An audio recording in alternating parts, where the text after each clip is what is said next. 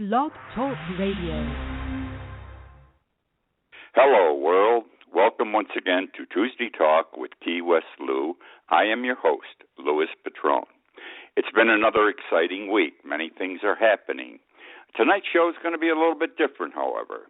I could talk about the things that are, at the top of the list that have been occurring on television, radio, and newspapers, magazines, and that's the election. The presidential election. We could talk about Hillary Clinton, who announced Sunday. We could talk about Rubio, who announced yesterday. Cruz, who announced about 10 days ago. Governor Chris Christie, he was in New Hampshire today, though he hasn't announced yet. But I'm going to tell you something. I, who am a political freak, no one loves politics more than me. I can't stand the thought that I got to listen to this garbage that I'm hearing today and yesterday, et cetera, because the media is into this big time. For 18 months, we are 575 days or 18 months from Election Day. We're going to hear this every day for 18 months. I'm not going to bore you with it tonight.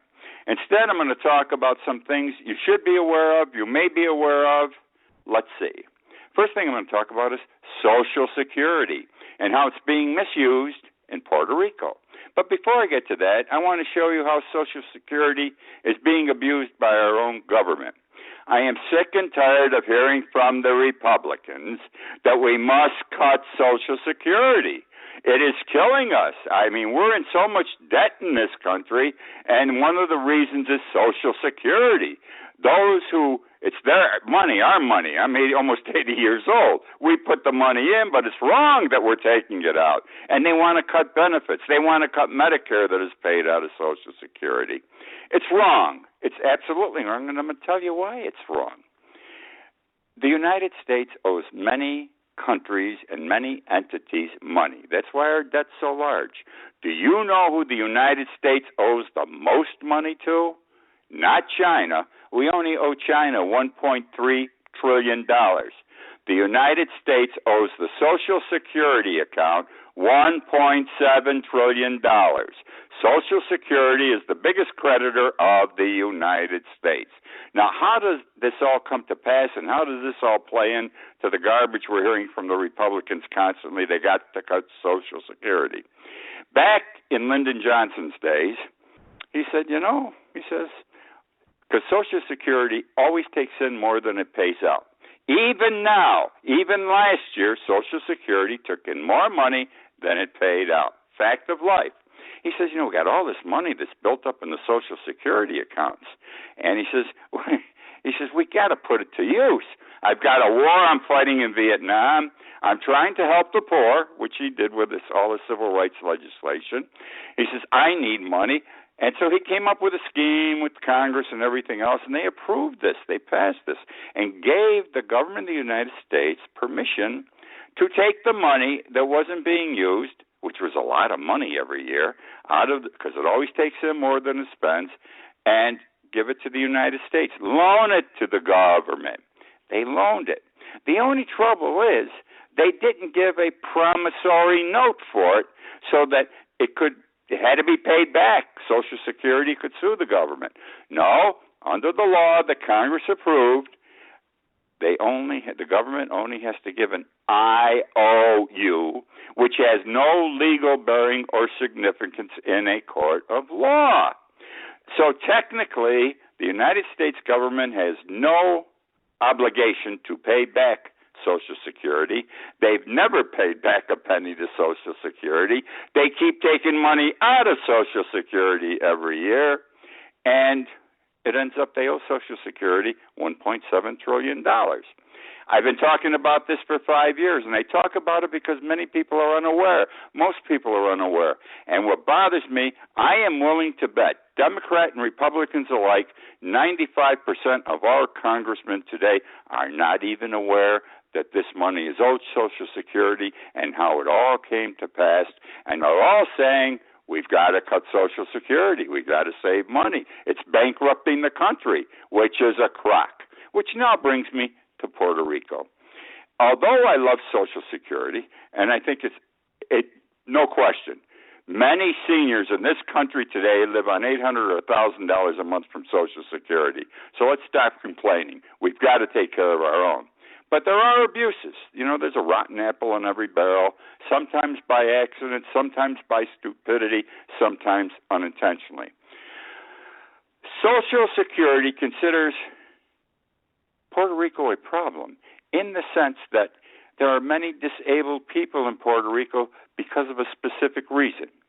And the reason is if a person living in Puerto Rico does not speak English, that is considered a disability.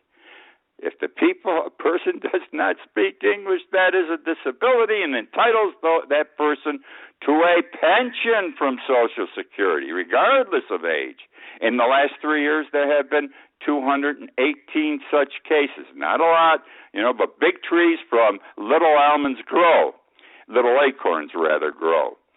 So, you have to understand, Puerto Rico is Spanish. It's an American place, but it's Spanish. They speak Spanish. All the time they speak Spanish. English is used very much also, but it's like a secondary language. I had a major involvement with a major hotel in San Juan many years ago. They had an environmental problem, a water problem, which I'm going to talk about later tonight, water problems. And I was brought down there for 2 weeks to straighten the situation out. Well, all legal documents, I don't know if you're aware of this, legal documents in Puerto Rico must be drawn in Spanish and in English. Can you imagine? They got to use two languages because that's the way it is. And I found that when I went to meetings and every place I went, to the courtrooms and everything, they spoke Spanish. They spoke Spanish. And fortunately, my client had hired a law firm in San Juan to associate with me, and I always had someone there interpreting for me, a lawyer from the firm. So I don't see where the primary language in Puerto Rico is Spanish. Everybody speaks Spanish. There are some apparently who don't speak English, but it's like a dual language there. Why we need to say inability to speak English is a disability. Okay? Which now brings me briefly to something that happened in Greece that was similar and I thought was stupid. Greece, as you know, has had a lot of financial problems. Their last couple of years, they seem to be coming out of it, but it could topple in the next 2 months. It's that bad there. One of the reasons Greece got in trouble economically is they gave everyone a pension. They had a reason for someone to be pensioned off for any reason, stupid reasons, as I'm going to show you in a moment. And where did the pension come from? The government paid the pension. The government paid a disability pension. The government paid your regular pension. Isn't this wonderful? So now, what happens? Pedophilia, a pedophile. It was decided about 3 years ago. Court down there, we got stupid courts today. Our courts, many of our courts, many of their courts, passed a law that said if you were a pedophile, that was a mental illness. And as such, under Greek law, was considered a disability, and a pedophile was entitled to a government pension for the rest of his or her life. Isn't that terrible? Isn't that ridiculous? We're paying those that screw around with our kids. We are paying them so they don't have to work and they can put more time into their endeavors. Wrong. And that's what Puerto Rico's doing, something stupid, and that's what Greece did, which was something stupid. And now I want to speak to you about the Indians. A certain Indian tribe, confederacy nation in this country, the Iroquois Confederacy. And I was born and raised in Utica, New York. Utica, New York is upstate New York. My city is in the heart of the Mohawk Valley. The American Revolution, many battles were fought there, many significant battles. General Herkimer died in one of the battles, and everything went on there. We're part of the Revolution, and there were Indian tribes there, just as there were in the West. And the tribes, there were 6 tribes that constituted what was known as the Iroquois Confederacy, which also was nicknamed Six Nations because it had 6 tribes. It was the Mohawks. I lived in the Mohawk Valley. That's where they used to be. The Senecas, which were to the southwest of Utica, about 50 miles. Onondagas, this is the Syracuse area, 50 miles west of Utica. The Oneidas, 25 miles west of Utica. The Cayugas, about 75 miles southwest of Utica. This made up, plus another tribe I can't think of right now, made up the Iroquois Confederacy, 6 nations. There is a story out there, and it's not a new story. It has been around for a long time. To what does it say? It says that our Constitution, the Constitution of the United States, is in many respects geared after or copied, in effect, from the Constitution of the Iroquois Confederacy. They had a constitution. They had a government. These 6 nations that made up a confederacy, that was their government. That was their United States. And big in their constitution, the Iroquois, was separation of powers, checks and balances. Sound familiar? Separation of powers, checks and balances. And this was all in writing. Now, it is said, and please understand, many historians say that what I am sharing with you right now is accurate. It's for real. There are a handful who say this is not. This never happened this way. I don't know who's right. I read as much as I could this week. Perhaps I did not read enough, but it seemed to me that balance favored those who thought this is the way things worked. It said that back then, George Washington, Benjamin Franklin, and Thomas Jefferson were aware of the Iroquois Constitution and the way they operated, balance of power, balance of checks and balances, separation of powers. And Jefferson himself visited with the Indians many times to discuss their Constitution, okay? And John Rutledge from Virginia, it is said, during the Constitutional Convention, stood and read parts of the Iroquois Constitution to the Constitutional Convention. All I can say to you tonight, and I'm going to share with you, are the opening words of our Constitution and the opening words of the Iroquois Constitution, and you decide for yourself who is right, whether it is for real or it isn't. The United States Constitution opens, and I quote, "We, the people of the United States, in order to form a more perfect union, establish justice, ensure domestic tranquility, promote the general welfare, etc., etc." The Iroquois Constitution begins, "We, the people, to form a union, to establish peace, equity, and order." A lot of similarity there. You decide. Want to go to Iceland now? Iceland. I love Iceland. Iceland's 320,000 people. They freeze their asses off. They're up north in the Atlantic, in the cold Atlantic, off the coast of off the eastern coast of Canada. The weather, their time is different because they're so far north. They actually have days 24 hours and nights 24 hours long, different times of the year. Can you imagine? The sun's up all the time for a few months, and then it's black and dark for 24 hours a day for several months. That's how it is up there. They're a hardy people, even though they're a small group, 320,000. They're hardy, they're opinionated, and they want things done correctly.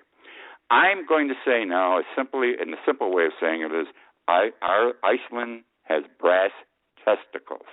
The people control. They don't let anyone screw around with them, including the banks. 2008, they got hit with the same disaster that hit us here. The banks on the mortgage situation, the banks with derivatives, hedge funds, investing stupidly in these things, creating new stocks, and the banks failed. Just as they did in this country, they failed in Iceland. And the government said, we've got to bail out the banks. We must bail out the banks. And you know what the people of Iceland said? No way! They caused the problem, and you want to take our tax dollars now to save their asses? No way! The people were so incensed. They changed the government. They threw out their constitution. They voted in a new constitution. They had bankers arrested, prosecuted, and jailed. Remember here in this country, too big to fail, too big to prosecute. They didn't buy that stuff up there in Iceland. They arrested them, they tried them, and they put them in jail, and many are still in jail to this day, and they're still indicting people today as they find new things happening with certain other people regarding banks. Now, this was 2008 when the disaster struck. What they did also in 2008, on December 10th, the new law appointed a special prosecutor to look into the banks, what had happened and why it happened, and if there was any wrongdoing to prosecute. And what did they find out? They found out that most of the bankers, the big bankers in Iceland, were leading, and I quote, Playboy lifestyles. Isn't that nice? Playboy lifestyles, including mistresses. How terrible. But my point is, these guys were living big, okay? Now, you think that ended it, but it didn't. There's a new problem in Iceland today involving the banks that they're talking about. We have heard rumblings in this country about the same problem this past year. Not very much, but it's been out there, and you probably haven't heard of it at all. And it has to do with central banks. In our country, our central bank is known as the Federal Reserve. Now,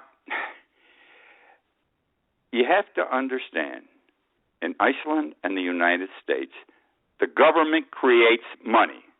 They print the money. But the government does not disperse the money to the banks. They don't allocate which banks are going to get the money and how much.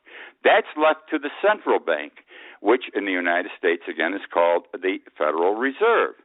And the whole purpose, though, of central banks is they are supposed to take care of the depositors. They are supposed to take care of the people. They are supposed to make loans available to small businesses. They are supposed to charge fair interest rates, et cetera, et cetera, et cetera. Well, we know in this country that's not the way it is, and in Iceland it isn't, and the people are now getting irritated big time about that. Because what's happening, the central banks in Iceland, the Federal Reserve, their counterpart in the United States, they're protecting the banks. They're not going after the banks, as is their obligation by law in each country. They are protecting, instead, the big banks to the detriment of the people, okay? I'll tell you how good things got up there, by the way. There was only 2% unemployment now. From 11% it went to 2% up there in about 4 years in Iceland. So that's where it is now. They're going after the central banks, and I believe this year they're going to say, I don't know if they're going to need the central banks after this. The government's going to say, we print the money, we'll distribute it to the other banks. You don't, because the central bank is only a filtering system. It's like a middleman. The money goes through there. The government prints it, it floats through. The central bank decides where it's going. And you're really not going to be a need for a central bank. Is it going to happen here? I doubt it. Because if it ever happens here, that we take the power of allocation from the Federal Reserve, the big banks will go crazy. They got this thing locked up. They got it their way. No, and they're not going to let anything happen to it. Their lobbyists will be out in full force. It would take a congressional act to get this thing stopped, and a president signing the bill. I don't see it ever happening in this country, which is a disgrace and a shame. Which now brings me to staying with the banks. I want to stay with the banks for a moment. The banks that were the worst back in 2008, who abused the American banking system, who screwed the American public, who were bailed out with American taxpayer dollars, American tax dollars, who they paid the money back, have survived big time, and to this day are not making loans to small businesses, are not making loans available to people, regular people, are making it difficult to get mortgage money for a house, et cetera, et cetera. And I'm talking about banks like Citigroup, Goldman Sachs, Bank of America, J.P. Morgan Chase. Big banks. They were at the head of the debacle that occurred in 2008. Well, what are they doing? They're making all this money. They are paying some of their CEOs and their higher echelon employees in excess of $100 million per person per year. I don't even know of a sports athlete that makes $100 million a year. These guys are getting $100 million a year. And that's a lot of money. That's all I can say. More than many people would make in a lifetime. Anyhow, Bernie Sanders, the senator, the independent senator from Vermont, recently had a commission set up, and the commission reported to look into what are the banks doing with the profits they make. And it just reaffirmed what we already knew. These big banks are taking their profits and are putting the money in overseas accounts so they do not have to pay taxes on them. So here we are, we saved their asses, they're now making money, but they don't want to pay their taxes on that money, so they put it in an offshore account, which is legal, because over the years, our Congress has passed laws permitting this. They have succumbed, they have done the bidding of the banks through their lobbyists and attorneys. No question about this. And they do this to avoid paying taxes, which brings me to the big thing I believe in my talk tonight. And this bothers me tremendously. It's going to bother you. I'm laughing about it, too. And I'm talking about big banks, and I'm going to talk about water. You know, water. We're running out of water in this world. Look at what's happening in California. There are countries in Asia and Europe, and especially in Africa, that have water problems. And what's happening in California is terrible. It's going to take a long time, and it can hopefully be cured in a long time. I don't know. But I want to say this to you. Oil was the big money item in the 20th century. We all know it. Look at what we paid for a gallon of gasoline at the pumps. I am saying to you, and hear what I am saying, that water is the oil of the 21st century. You heard me. Oil is the water of the 21st century. And do you know why? One of the reasons why? Well, we don't have enough water. And we're getting more and more people on this earth, and there's less and less water for them to use. The big banks, the same banks, the J.P. Morgan Chase, Goldman Sachs, Bank of America, et cetera, HSBC out of England, they are buying, and the rich also, rich people, are buying all the water sources they can all over the United States. This just started last year. They're buying, any place there's water available, they are buying it because they know there's going to be a limited quantity and a big demand, and they can charge any price they want for water. So they're doing this at an unprecedented pace. They're buying up these water sources worldwide, including, I said, the rich. We've all heard of T. Boone Pickens. He's the oil man. He comes across good on television. You can't help but like him. He's a regular guy. You'd like to have a beer with him, put your feet up on a table, and just bullshit it with him. Pass the time of day. He's that kind of a guy. Very, very wealthy. Billions. This is terrible. T. Boone Pickens, smart man, owns more water rights in the United States than any other person. T. Boone Pickens owns more water rights in the United States than any other person. Another thing that the corporations and the rich are trying to do with regard to water, and they're going to be moving into this area big time in the next year or two, they want to privatize water systems. Right now, most water systems are considered a utility. They're run by the municipality you live in. They're going to buy the public utilities, the water supply, the water companies. They're going to go out and privatize them and show they're going to save the community a lot of money by doing it. But in the final analysis, because banks are pigs, you can't argue with me on this point, banks are pigs. Their track record proves it, establishes it. They're going to raise the water is a cheap commodity to buy, except here in South Florida. It costs us a ton of money in Key West because we have to bring everything in from Miami. Be that as it may, they're going to charge people a hell of a lot of money. They're going to increase the price of water just as they increased the price of gasoline in the 20th century. Where are we now? All right. I want to talk about Monsanto quickly for a moment. Do you remember last year during the last presidential campaign, Romney thought he was speaking amongst a group of private, affluent supporters, and he made a comment somewhat to the effect that 47% of the people in this country didn't count or something. I don't remember what it was exactly, but it hurt him, and because it got out. Someone in that group taped it and then gave it to the press. And it got out, and it hurt Romney bad. Well, Monsanto had a recent meeting of their big guys, okay? And the issue came up. Someone asked the question to whoever was speaking, who was a big employee, a top-level employee of Monsanto. What are we going to do with all these scientists and these people that come out? And they're saying that our product is GMOs are dangerous to health, Roundups are carcinogenic. The speaker said, "Don't worry, boys.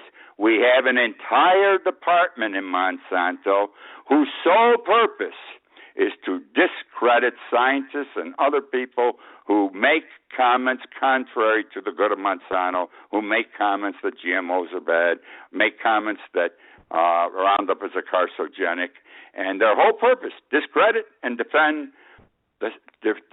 those scientists and defend our scientists, what we're doing." Truth is immaterial, you notice? Truth is immaterial. And this got out last week. And it's interesting because it came at a time when Roundup is the pesticide that Monsanto invented. This was the pesticide of pesticides. It wasn't going to cause any illnesses. It got rid of the weeds. It made the crops grow faster, stronger, bigger. It just was good. And then we found out now as it's being used. Just last week, the World Health Organization said no one should use it. It's a carcinogenic. Excuse me. Several South American and Central American countries threw Monsanto out of their country. They won't let them produce. They won't let them grow anything. And they also had Roundup problems. They said, we're not going to use that stuff. Our people got cancer from it. Putin. Now, I don't like Putin. I think he's an arrogant SOB. He's a troublemaker. But he just said last year, and I have to laugh because I agree with him on this. He said, because the only country, let me start it this way, the United States is the only country that gives all this support to Monsanto. No other industrial country in the world gives Monsanto the support that we are giving Monsanto in this country. Putin said, we're not going to let them grow it.